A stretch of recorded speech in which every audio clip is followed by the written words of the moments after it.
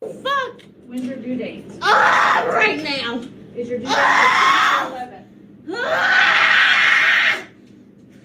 What? How many times have you been pregnant? 3! This is your third pregnancy? Yes! You have 2 babies It's at in home? my ass! You have 2 babies at home? Who's your doctor? Lang is her doctor. Y'all treat all your patients like this or just the black ones? Is G therapy too? I'm not sure when her due date is. Her due date is the 10th. Her due date is the 10th. she had 3 pregnancies, 2 babies at home. Whoa. Wow. The moment this video started, y'all, I felt the mix of urgency and frustration. You can visibly see this woman is in pain. You can see she's trying her best to hold herself together. And yet the nurse is responding as if she just have all the time in the world, as if this woman is just being dramatic. And if the situation is something routine, let's be honest, y'all, this is very hard to watch, because when someone is clearly suffering and the person assigned to help moves so slow, it just does something to you. You know, I have 4 children, and the pain you feel when you're having a baby, it's like the contractions are literally, I felt my stomach, like not my stomach, but the muscles in my moving back and forth, pushing that baby down. And it hurts. It's like your whole inside is going back and forth and back and forth. And to go to get help and someone takes, and see, we have to get out of the fact that you want to, I've heard a lot of nurses and doctors, they would feel like they teaching somebody a lesson, that they feel like, oh, everybody keep having all these children, you're not married, you don't have no way to pay for it, and they try to automatically assume, but you don't know what that young lady got going on. We don't know her life situation. Her husband or her family could be at work, and even if they're not, it's none of our business. Our concern is to make sure she get the help that she needs. She's already in pain. Why not help her? Why not help her? I believe the Lord is showing this and exposing this. And the reason why it's getting so much attention, because it's been done so many times and so many people haven't seen it. But now that nurse is on blast, they've been exposed. We don't even know what they've been doing prior.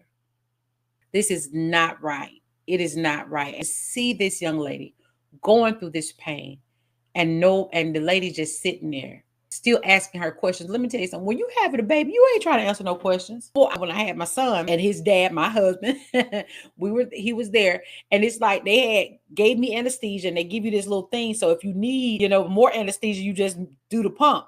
Let me tell y'all something. I was pumping that thing. Boy, I guess they stopped it because it felt like they were pumping water in me. I said, no, I need more. It was so much pain. And just to see this young lady going through all of this, is very, very concerning. I pray that she get the help and the justice is definitely served, and that this will no longer happen in this hospital or no other hospitals.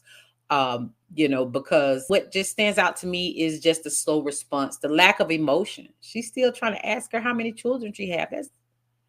You're not even asking the questions that you need to know to help her. You asking questions, you're being in her business. Those not the questions they ask you when they need to know. They need to know other stuff. What are your contractions? How far apart are they? What are you feeling? Is it from 8 to 10, 1 to 10? She's not asking her nothing like that. She's like, how many kids you got at home?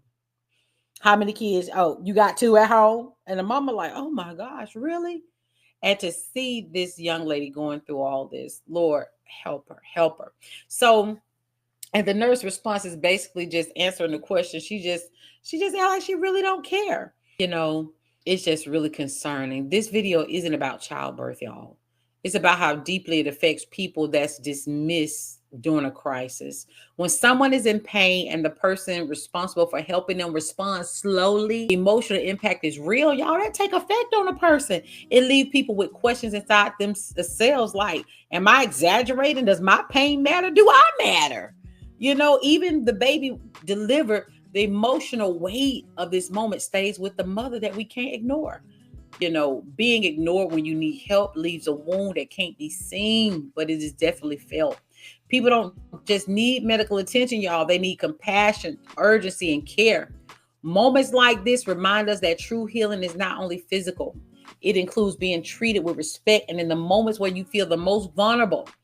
And sometimes the hardest part isn't the pain itself, it's the memory of feeling alone while in it. So I want to tell you all, pray before you go into those hospitals. Pray before you go anything. Get a relationship with the Lord. Allow him to change your life. You know, it was a difference because there's protection, y'all. As God give you knowledge and wisdom, we have to take these things and we have to execute in prayer. We have to pray, y'all. We have to believe, because even how your child comes into the world is definitely, it is spiritual. And if that child came in through the world through trauma, guess what? You got to rebuke that spirit of trauma and abuse and neglect and rejection off of that child. So much stuff was happening spiritually, not only to the mother, but it wasn't about the mother and the grandmother. It was about the child. It was about that child. But because there's so many open doors, the enemy was able to get in. And that's what I had to come into a realization. I thank God for exposing this situation, but continue to pray over your children. Pray over even where you're going to go. Pray over your midwife. Pray over the people you have, the doctor, even to that's going to have your baby. You have to pray over these things. Ask God to give you wisdom and knowledge. Amen. I love you all. You all be blessed.